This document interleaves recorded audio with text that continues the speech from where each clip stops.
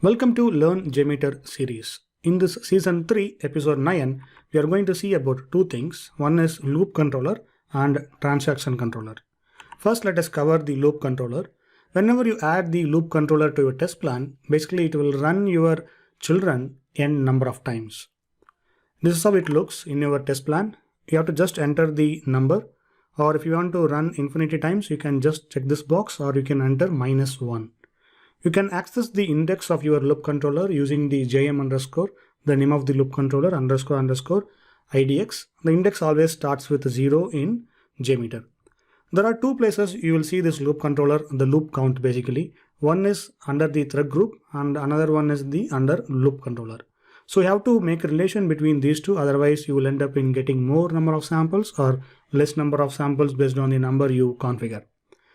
Let us see the possible combination of the loop controller and the loop count in the thread group. Assume that you have a test plan with one thread group which has the loop controller, just one loop controller, under which we have a dummy sampler and we have the view results tree, and you have configured the loop controller. The number is 5 and you are going with the default thread group. Here number of threads is 1 and ramp up period is 1 and the loop count is 1. So now what will happen is whenever you run this kind of setup, basically it will multiply the number of loop count in the thread group with the loop controller. So in this case, which is 1 multiplication by 5. So totally you will get 5 dummy samplers in your view results tree. But assume that you have the loop count in your thread group is 3. Now what will happen is it will multiply loop count 3 with the loop count in the loop controller, which is 5. So totally you will get 15 samplers in your view results tree. But now you have 2 threads and loop count is 3 and you have the loop count in the loop controller which is 5. Then totally you will get 2 multiplied by 3 multiplied by 5, which is 30 samplers. So this is how it plays around with your configuration. So you have to make sure you are configuring the right number, otherwise you will end up in getting more samplers or you will end up in getting less number of samplers in your test results. So please understand the concept, and based on your requirement you have to configure the number. Okay, now we will see about transaction controller in JMeter. Transaction controller helps you to measure the overall time taken to perform the nested test elements. So this is how it looks whenever you add a transaction controller. There are two modes. One is the generate parent sample, which will generate the parent sample without displaying the child elements. And another one is include duration of timer and pre and post processor in generated sample. So this transaction controller will help you to measure the performance of your child elements. So basically if you want to measure something, then you will add all the elements under the transaction controller. So assume that you are running a thread group with no transaction controller like this. So here we have 4 samplers. One is home page load, reserve, confirmation and purchase page load. Whenever you run this kind of setup without transaction controller, you will end up in getting the response in your summary or aggregate report like this. So it will display each row with the sample name, and then you will see the response time. But now assume that you want to measure what is the time taken together, end-to-end response time, basically starting from home page to the purchase page load.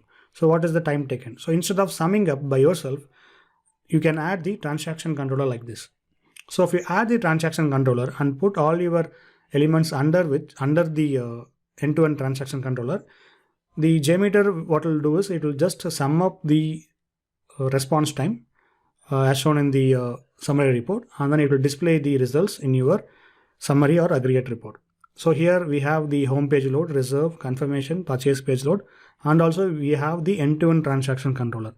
So the number 2610 millisecond is the sum of home page, reserve, confirmation and purchase page load. So this is without checking the generate parent sample option in your transaction controller. But now if you check this box, generate parent sample, what will happen is whenever you run it, you don't get to see the home page or reserve or confirmation or purchase page load. It just displays the end-to-end transaction controller. Basically it will not display the individual child elements. It will just collate everything and it will get display. Basically you will save some room in your summary report or aggregate report. So this is how it looks. But if you check the include duration of timer and pre and post processor, what will happen is whatever you add the timer in between, that also will get counted in your sum. So there might be some business cases where you want to include the timers or pre or post processor, then you can check this box. Otherwise, no need to check that box. Now let us see a quick demo about loop and transaction controller, and we will see how it works in JMeter. This is my sample test plan for the loop controller demo. So here we have the number of threads is configured to 1, ramp up period is 1, and the loop count is 1. And to add a loop controller, you have to just right click on the thread group and go to add logic controller and select loop controller. So here, as we saw in the presentation, you have to just configure the number. If you want to run infinity times, you can just check this box, or you can enter -1 here. So both are equivalent. And we have already added the loop controller. So let me just delete this. So inside the loop controller, I have configured the count as 5. And inside the my loop, I have added one dummy sampler. So this will display the index count. It starts with 0 and then it will display 1, 2, 3, 4 in this case. So let us execute with this configuration. Basically 1 threads and the loop controller, the loop count is 5. So let us execute this. So basically you will end up in getting 5 samplers. So 0, 1, 2, 3, 4. Now what we are going to do is we are going to change this loop count to 2. So what will happen is this count will get multiplied in this loop count. So basically it will execute 2 into 10, 2 into 5, which is 10. So you'll get end up in getting 10 samplers. So as you see, it starts with 0 to 4, again 0 to 4, totally 10 samplers. Now let me add the threads to 2. So now what will happen is it will multiply this 2 with this loop count and with the loop controller loop count. So basically 2 into 2 into 5, which is 20. So we'll end up in getting 20 samplers in our view results tree. So as you see in the screen, we got the 20 samplers. Based on your requirement, you have to configure the right value. Otherwise, you'll end up in getting more or less number of samplers in your results. Now let me disable this and let us go to the transaction demo thread group. So here I have a simple thread group which has a homepage load of blessedemo.com, and we have reserve, confirmation, and purchase page load. Okay, now if we execute this particular option, so I'm just unchecking the generate parent sample. I'm just going with the default one. So let us execute this. So you will get the all the 5 samplers, plus you will get the end-to-end transaction controller, which is the sum of all these 4 samplers. So now let me check this box, generate parent sample, and let us execute now. So you will end up in getting only one row in your view results tree or in summary report, which is end-to-end transaction controller, and then you will get the results. So right now it is taking 8 seconds for home page load, reservation, confirmation, and purchase page load.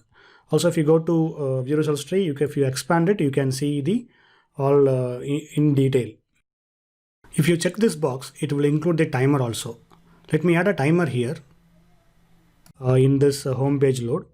So constant timer of 3 seconds. So now if we execute this, you can see the timer also will get included in your results. So basically it will show up the bumped up number because we have added the timer and we have checked this box, include duration of timer. So now if you see the summary report, you will see around 10 seconds or 12 seconds or more. So basically it took around 40 seconds to complete this execution. So avoid checking this box, include duration of timer, because it will not give you the right picture unless you have a business requirement to measure the timers. So that's it guys from my side. If you have any questions, please let me know in the comments. Feel free to join QA Insights community for free. And thanks for watching. If you have a time, please go to my next tutorial. Have a good day.